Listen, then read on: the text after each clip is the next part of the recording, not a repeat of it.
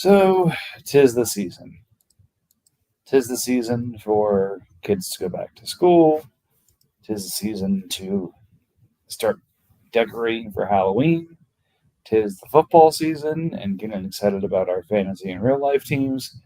And tis the season to overreact about what has happened so far. RJ and I have had a nice little conversation about kind of what we feel about some of the major trends we're seeing so far this season. So we'll talk about that a little bit. But again, we're going to have some real talk about what we've seen so far in the league. We've got 6 games in to the season through week 3. We've got our last of our double headers this upcoming week. And then, we've got the single headers for the rest of it. And really going to be a matter of who's positioned themselves for success and who's really going to have to slog through the next, couple weeks of games to really position themselves for the postseason. Some teams have done a lot of their work already. Others have a lot of chicken left on that bone. But I've got the Eagles here with me. And RJ, is a team who's positioned themselves pretty well, I'd say. How do you feel about things so far this season? Uh, so the production on the field has not been great. Can't say I've been thrilled with watching some of these games, but my result in the league, I'm very happy with that. So I hope I can keep that going. I'm not going to lie.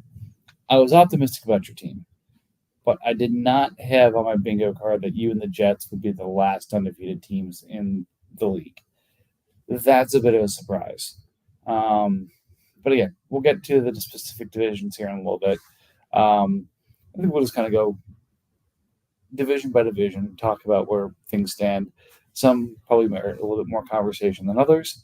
But, some I'd say are pretty well spoken for at this point. And some, there's a lot of work left to do for everybody. So let's start with probably the most intriguing one. Surprising no one, AFC North. 3-4-2 teams, and the Steelers, who have over 700 points, which is not something a lot of teams can boast, at 2-4. In fact, every other team over 700 points right now, just kind of doing the stat on the spot, is, with the exception of the Panthers, has at least 5 wins, and the Panthers are 4-2. So to be about 745 points scored in 2-4, yeah, kind of sucks to be in the North. Yeah.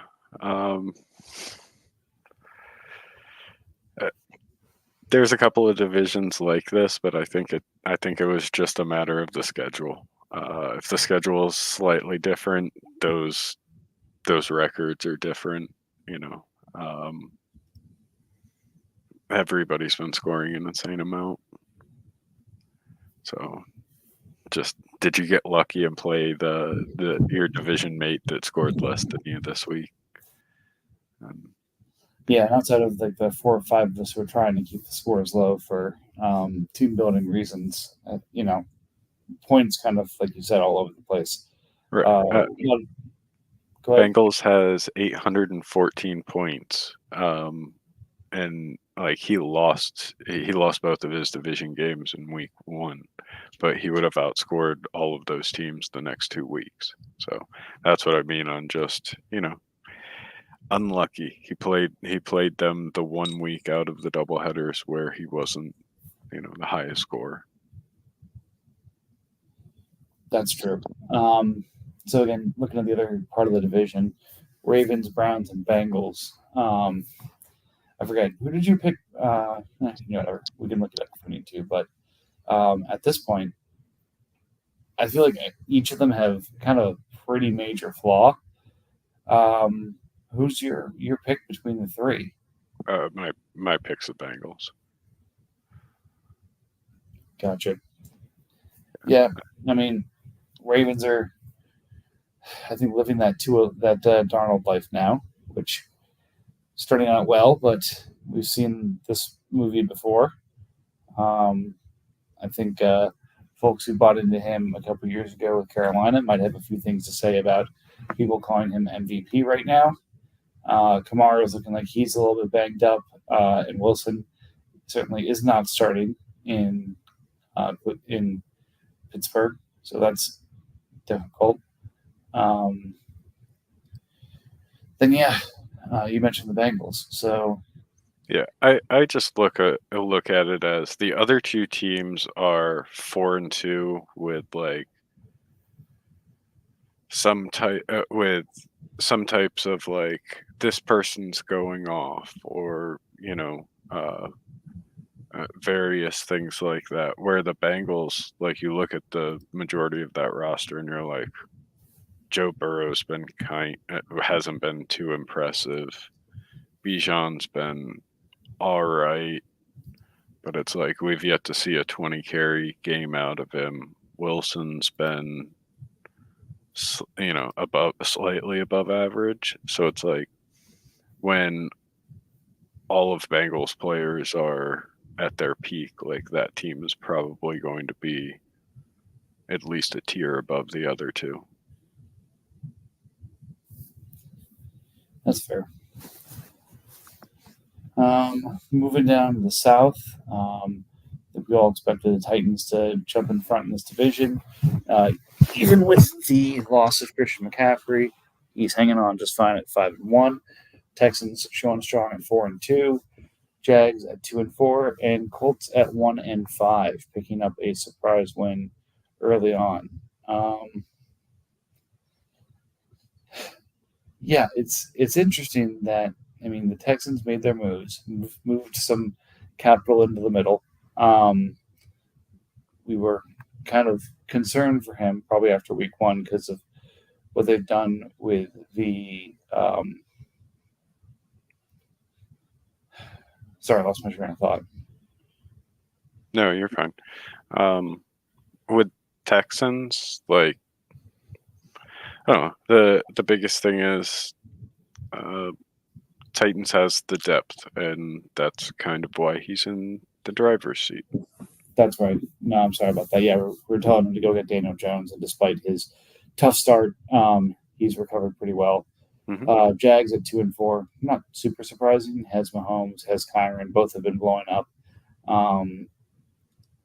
Frankly, with all of the this many picks for this player, this many picks for this player, I'm surprised Jags hasn't tagged in and said, okay, add 2 more firsts to that, and you can have, Pat, or add another first and a second to that, and you can have Kyron. Like, these are players that people, I think it was every fantasy site out there was saying, is this the end, for Patrick Mahomes' fantasy star? And then the other piece of it being, Kyron Williams right now is probably worth a mint because everyone just spent the entire offseason shitting on him. He's been scoring like a madman so far, but staying involved with all of the sort of extracurricular stuff as well. So love to see him get a little bit more involved. And again, I knew Colts was going to pick up a couple games here. He picked up one because he couldn't avoid it, but I feel like he's got enough on that team to beat a couple more bad teams. Yeah, for sure. He has enough of a respectable offense to where, like, his usable offense and one really good game from Will McDonald is just going to pick him up.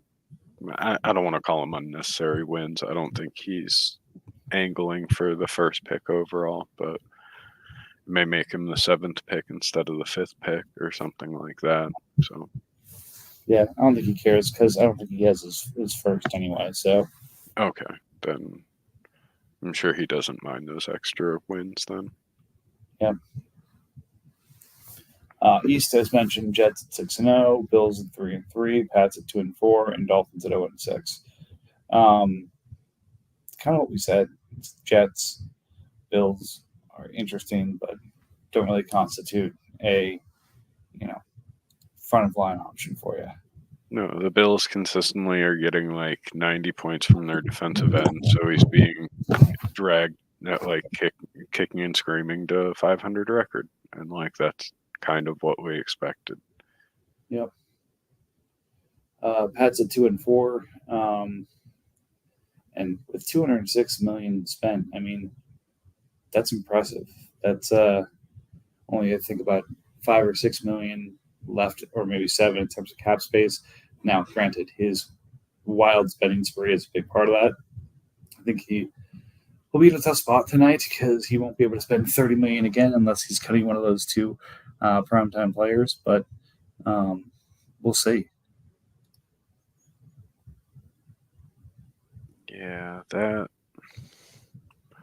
Tyler Johnson, I don't know. We say this every year, but that one was a bit crazy. Yeah, a little bit. All right, and lastly, AFC Chiefs and Broncos 5-1, Raiders 1-5, Chargers 0-6. Yeah.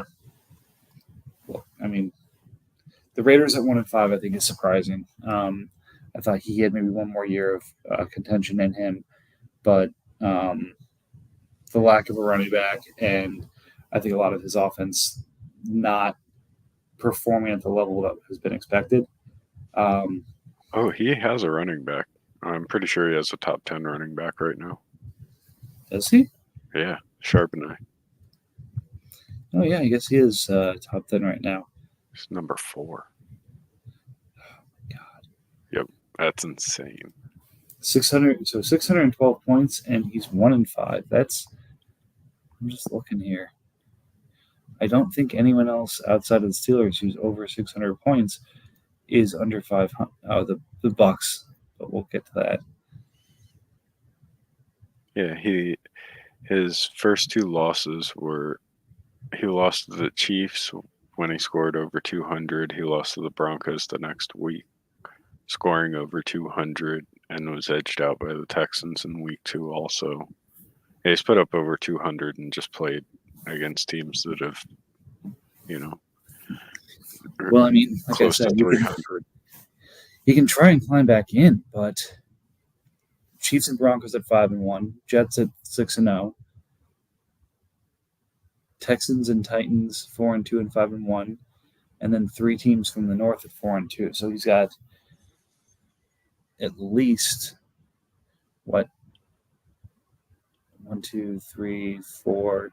7 teams ahead of him. So he's the 8th team. He'd have to overtake one of them, and is already at best 3 games behind. I think you start seeing how much you could get for Mike Evans and maybe like Josh Sweat. Sweat's only 27, so maybe you can hold on to him, but definitely try to make off of Evans. Bless you. Thank you. No, I mean, I think Charbonnet and others come into that too, because like you said, he's the number 4 running back right now, but once some of the injured guys start coming back in, I think some of the rankings and the positional strength starts changing. So now might be that window to cash out on him. For sure. If somebody's going to give you 2 first-round picks, there's nothing wrong with, a re-roll on that. Yeah, or move down and get a pick because, as mentioned, so many of the picks are already consolidated. It's tough to kind of really pick up a good pick package unless Dolphins, catches a wild hair. Here comes a division with only 1 team over 600 and a whole lot of underachievers. NFC North, Packers 5-1, Lions 4-2. Pretty much, I think, what we expected. Bears 1-5, and I'm 0-6, barring some score changes. But appreciate if people scored a few more points against me. The barely over 1,000 is kind of a tough look and kind of hard to be this bad, but I'll figure it out. Yeah, definitely impressed with the Lions so far, being 4-2. I question if that's going to continue. Like he needs to find some type of points at running back, and I know we all hoped Kamani Vidal would get some type of an opportunity behind two often injured running backs, but I don't think that's going to happen. So it's probably going to have to trade for a running back, and those are basically non-existent. We'll see. But I am impressed with his defensive end. He has the depth to where, that's a need for everybody. But having 4 guys that have been productive, that's, it's a step in the right direction. Yeah, I can agree with that. NFC South, again, another killing field. Panthers 4-2, Falcons 3-3, and the defending champion Buccaneers, despite being 2-1 in his division, is 2-4. Yep. He came up against just high-scoring teams. He lost to me and Commanders last week. Yeah, I mean, it's funny to see the comparison between the South and the NFC North right now. I have the most points scored against me of anyone in the division at 1030, and every single one of the other teams in the NFC South, Panthers, about a point away from this, but they're all at 1,200 plus points basically scored against them. Like, the quality of wins that they're trying to eke out here versus what we're playing with in the NFC North is almost laughable. Yep. Yeah, that's so rough. Then we mentioned you, 6-0, 2 games up on the Giants in the East. Commanders have been a surprise team. Again, close to 700 points scored by him. His defensive end room is not the only strength of his team. And then the Cowboys at 1-5. Kind of like we were saying with Browns, probably time to start selling. Or to quote How I Met Your Mother, it's time to bang the secretary. Yeah, I would agree. I really like this team, and I thought he was going to be he definitely gave me a competitive game in week 2. It's just he's in that middle part where if you're a team that just gets over 200 right now, you could be 4-2, but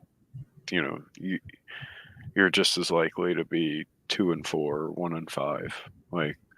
200 doesn't necessarily get you the wins that it used to a few years ago. Now, there are a good amount of teams in the, consistently 220, 240 points a week.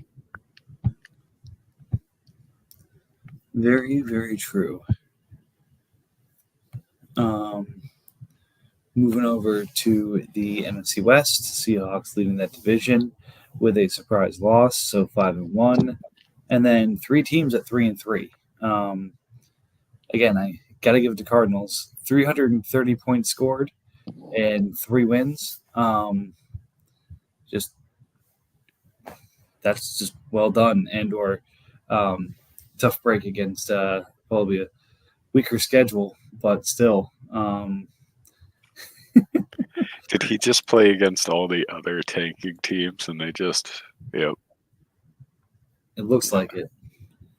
He played against the Saints, he played against the Bears, and he played against you. That's just rough luck. Yeah, that's unfortunate. I mean, at least he has Caleb. That's true.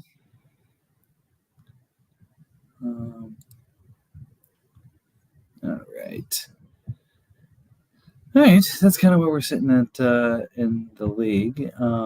Let's move on over to trades that have gone down. Let's see.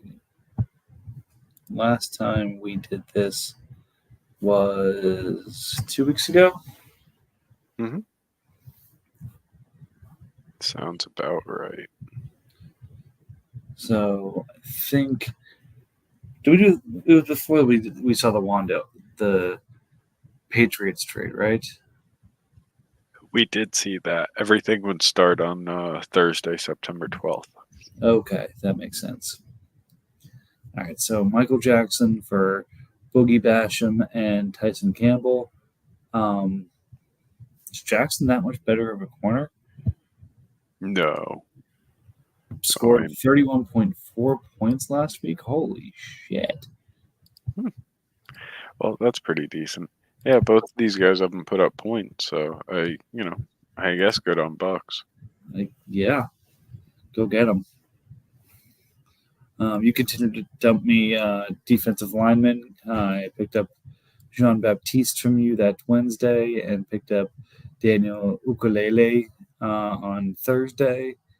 I think this was for you could facilitate the Sam Williams and Javon Holland for Jamal Williams, KJ Osborne, and DJ Reader trade. Yeah. I like this pick up two offensive pieces without necessarily having to give a pick here. Just made a lot of sense to me. Yep. Reader still has issues with his quad from last year, so I don't expect him to step in and be super productive. But towards the end of the season, I would expect him to be more of the, top 15, top 20, productive interior lineman that he's been. Osborne, I know stats don't show it, but he runs a lot of routes for New England. So just like DeMario, eventually his number will come up and he'll have a 7-catch game. And then,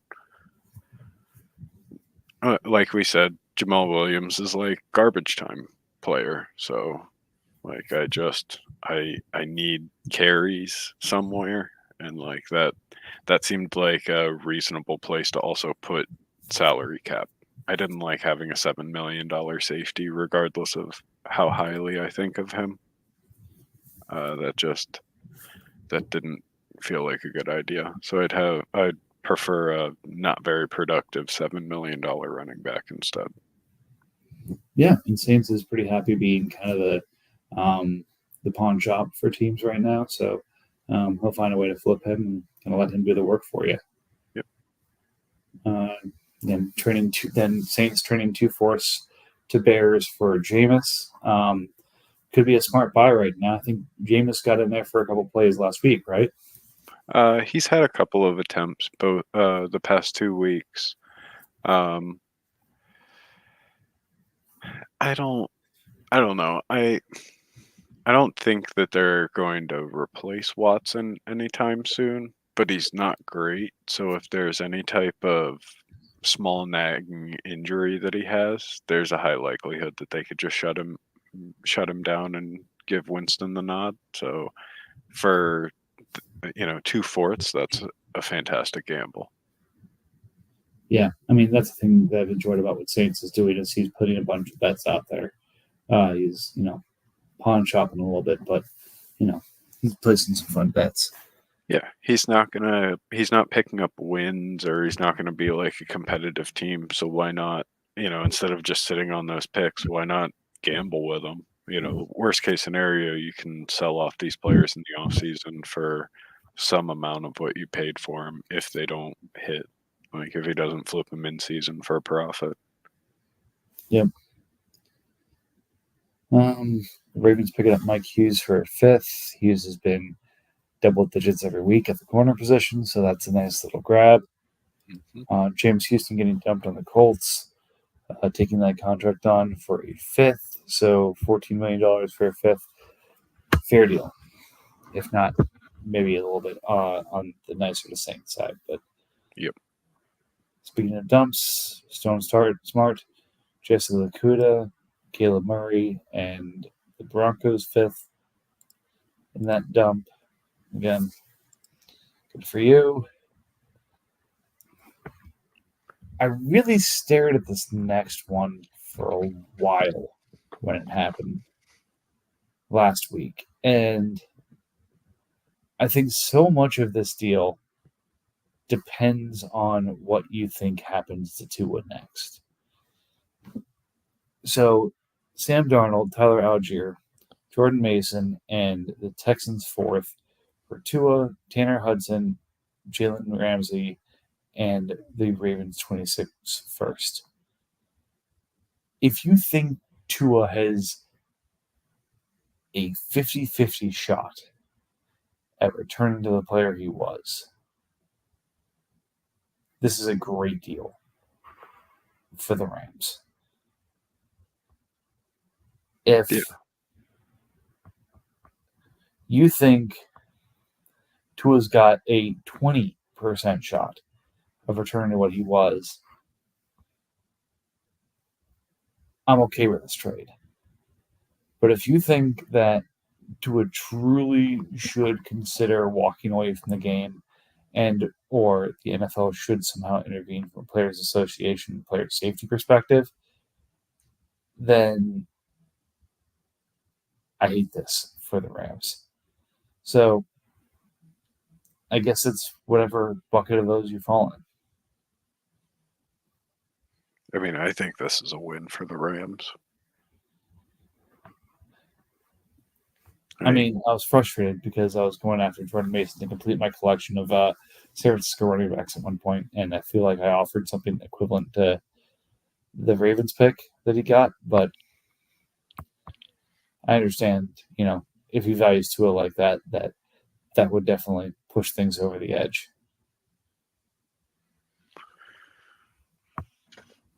Yeah. I mean, I don't know what you were offering to buy Mason for, but I think I definitely agree with capitalizing on it. He might be productive all year. Just to maintain health for CMC, they may give him a lot of looks, and that's perfectly fine. But I don't see like year in year out value in Mason. Algiers' value is dwindling as Bijan becomes more and more consistent of a player. I like Sam Darnold. I feel like he's, going to be good for like RB 2-3 points for the remainder of the season, and those players are important. Yes, I agree. It gives the floor to the position where like that is very needed. A lot of teams would benefit from having a guy that scores 5 points every week rather than randomly catching zeros at their RB spot. So yeah, he does have value. Mm-hmm. I just, how much value going forward is he going to have? Who's probably worth a second before week 1, and now I debate if he's even worth a good 3rd round pick. So basically like Darnold and a season of Jordan Mason and whatever's left over of Algier for, a first and Tua. That's awesome. Because regardless of what Tua does this year, if he doesn't retire, which I don't see that happening, you have a whole offseason of trying to convince somebody that he's healthy and you can sell him. Yeah. So like you don't have to be the believer in him. Rams doesn't have to believe that Tua is super healthy. He just has to have a willingness of selling that idea in the offseason.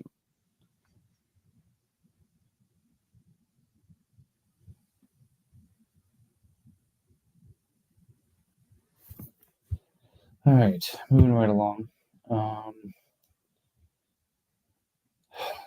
Got rid of Crocky Jr. and Balin Spector, who was thrust into the limelight because of some injuries, for Julius Brents and the Bengals 26th third.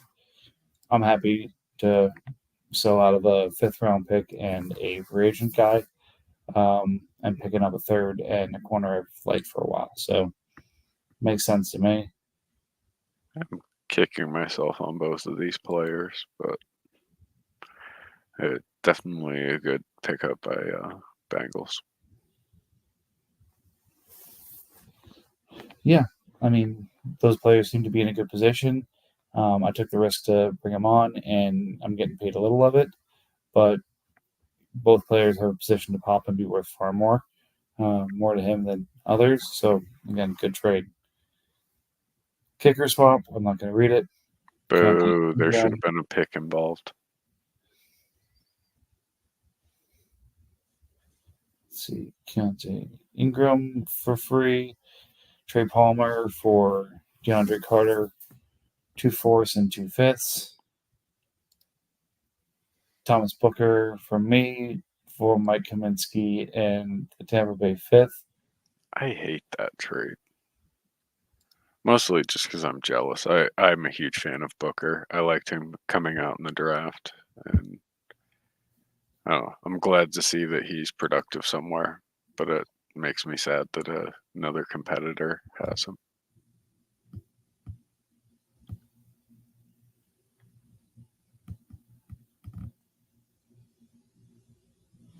All right.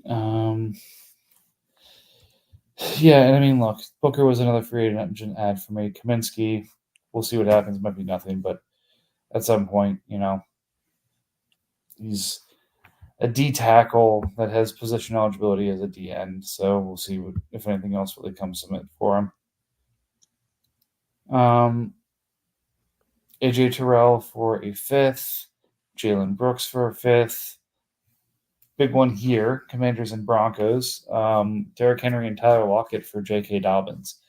I did not see that coming. I understand based off of the results so far, that makes a lot of sense. But I, again, do not like this trade. Not at all. J.K. Dobbins scored 7 points in week 3, and Derrick Henry scored 30. So I don't know why Derrick Henry plus was the cost of J.K. Dobbins. But... Got me. 4th and 2 seconds for Cam Akers and 2 seconds. Dolphins continues to push picks into 26. Saints, I think, takes some of those seconds and a 25 first for the Texans and gets Michael Pittman from you. Yep.